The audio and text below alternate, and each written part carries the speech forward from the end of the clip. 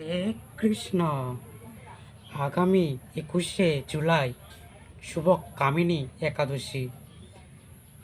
একসময় নারদ মুনি ব্রহ্মাকে জিজ্ঞাসা করলেন এই একাদশীর মাহাত্ম্য ব্যাপারে।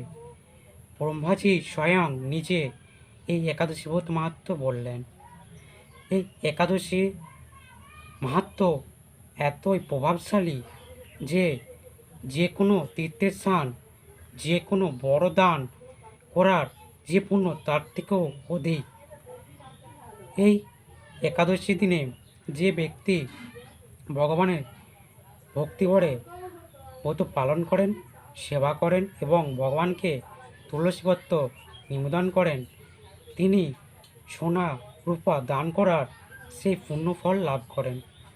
যে ব্যক্তি এই একাদশী দিন তুলসী দেবীকে ঘিয়ের প্রদীপ দিয়ে আরতি করেন, যমরাজের চিত্রগুপ্ত তিনি স্বয়ং এই একাদশীর মাহাত্ম্য পুণ্য কত তা তিনি হিসাব করতে পারেন না।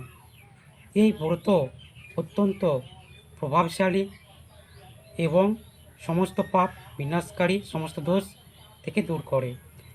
আপনারা সকলেই ভগবানের জন্য অবশ্যই এই ব্রত পালন করুন, সকলকে উৎসাহিত করুন। হরে কৃষ্ণা, হরি বল।